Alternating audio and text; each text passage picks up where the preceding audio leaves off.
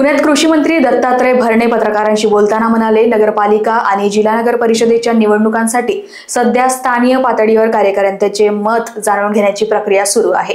स्थानिक कार्यकर्त्यांच्या सूचना ऐकल्या जात आहे आणि त्यावर चर्चाही केली जात आहे। ते म्हणाले, काही कार्यकर्त्यांनी भाजप, शिवसेना, राष्ट्रवादी युती करावी अशा सूचनाही दिल्या आहेत। मुलाखतीची प्रक्रिया अद्याप सुरू असल्याचे त्यांनी स्पष्ट केले। समोर ते काय बोलले बघूया। आपल्याला माहिती आहे की नगरपालिकेच्या निवडणुका आणि निवडणुकीच्या संदर्भामध्ये संपूर्ण जिल्ह्यामधील राष्ट्रवादी काँग्रेस पक्षाच्या कार्यकर्त्यांचं मत काय हे जाणण्यासाठी स्वतः अजितदादा पवार साहेब आणि आदरणीय वळसे पाटील साहेब, वळसे पाटील साहेब असतील, या सर्व मंडळींनी जिल्ह्यातल्या सर्व कार्यकर्त्यांचं मत ऐकून घेतलेलं आहे। त्यांच्या भावना काय, या निवडणुकीसाठी आपण कसं पुढे गेलं पाहिजे आणि कुठला निर्णय घेतल्यानंतर राष्ट्रवादी काँग्रेस पक्षाची ज्या जागा आहेत, सीट्स आपण म्हणतो त्याला, त्या कशा वाटतील यासाठी त्या सर्व कार्यकर्त्यांनी काय सूचना केलेल्या आहेत। त्या सूचनेचा नोंद घेऊन निश्चित प्रकारे आमचे नेते अजितदादा पवार साहेब प्रत्येक नगरपालिकेच्या बाबतीमध्ये योग्य तो निर्णय घेतील वगैरे कुठल्याही काही नाही। आम्ही तिथं प्रत्येक कार्यकर्त्याला सांगितले की त्या तालुक्यातले जे प्रमुख नगरपालिकेच्या भागातले जे प्रमुख आहेत ते जे काय सूचना करतील त्याप्रमाणे निश्चित प्रकारे निर्णय हा होणार आहे। असा कुठलाही विषय कुठं आज झालेला नाही।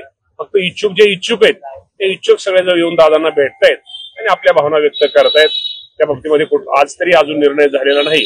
जो काही निर्णय शेवटी स्थानिक पातळीवरच्या निवडणुका असतात, स्थानिक पातळीवरती जे राष्ट्रवादी पक्षाच्या जागा कशा जास्त निवडून येतील त्यासाठी कार्यकर्त्यांनी काय केलं पाहिजे किंवा कुठला निर्णय घेतल्यानंतर राष्ट्रवादी काँग्रेस पक्षाला त्याचा फायदा आहे तो पाहून निश्चित प्रकारे खाली निर्णय घेतला। आज या बाबतीमध्ये अजूनही तिथं सगळे अजून प्रत्येक तालुका वाईज ह्या गाठीभेटी चालल्या आहेत। अजून या बाबतीमध्ये सगळ्यांचं मत ऐकल्यानंतर या बाबतीमध्ये आमचे नेते अजितदादा पवार साहेब हा योग्य तो निर्णय घेतील। अजून आता मुलाखती चालू आहेत, आता मुलाखती अजून चालू आहेत, प्रत्येक तालुक्यात भेटतायत, अजून हे करतायत। त्यामुळे आता शेवटी त्या कार्यकर्त्यांचं भावना, कार्यकर्त्यांचं मत काय, मी एकट्याने म्हणण्यापेक्षा किंवा कुणी एका नगरपालिकेने म्हणण्यापेक्षा संपूर्ण जिल्ह्यातल्या कार्यकर्त्यांच्या प्रत्येकाच्या वेगवेगळ्या नगरपालिकेच्या वेगवेगळ्या ठिकाणच्या वेगळ्या भावना आहेत। त्या बाबतीमध्ये निश्चित प्रकारे या बाबतीमध्ये आमचे नेते अजितदादा पवार साहेब निर्णय घेत आहेत। काही कार्यकर्त्यांच्या भावना आहेत, नाही तसं नाहीत, भावना आहेत, 100% आहेत। काही ठिकाणचे भारतीय जनता पार्टी बरोबर एकत्र कमन आहेत, काही ठिकाणचे शिवसेनेबरोबर एकत्र लढवा, पण काही ठिकाणच्या भावना आहेत। त्यामुळे प्रत्येकाच्या भावना आहेत। या बाबतीमध्ये निर्णय अजितदादा साहेब, पवार साहेबांनी, सुनील तटकरे साहेबांनी, प्रफुल्ल पाटील साहेब पुन्हा सांगतोय की या बाबतीमध्ये अजूनही कार्यकर्त्यांच्या भावना, कार्यकर्त्यांचं मत ऐकलं घेतलं जाते आणि त्या सगळ्या भावनेचा आदर करून शेवटी आम्ही सगळेजण महायुती म्हणून आज सगळे बरोबर आहोत।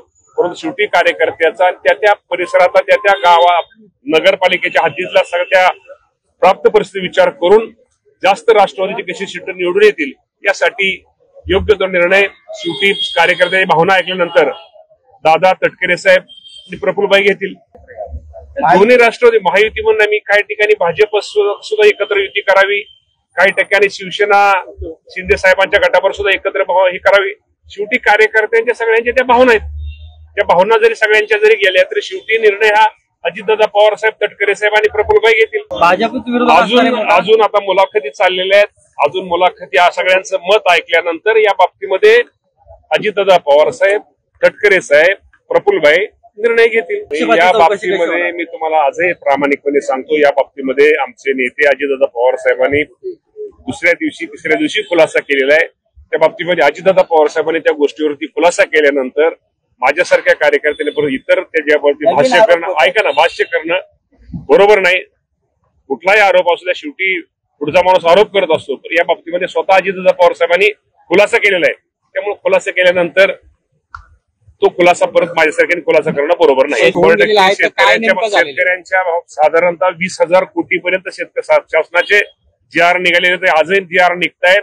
मी तुम्हाला एवढंच सांगतो की आता बऱ्यापैकी शेतकऱ्यांच्या खात्यात पैसे जमा होतात। इव्हन रब्बीचे पण 10,000 रुपये जे आपण प्रत्येक हेक्टरी जाहीर केले होते तेही आता मदत सुरू होते, पण GR निघायला सुरुवात झालेली आहे।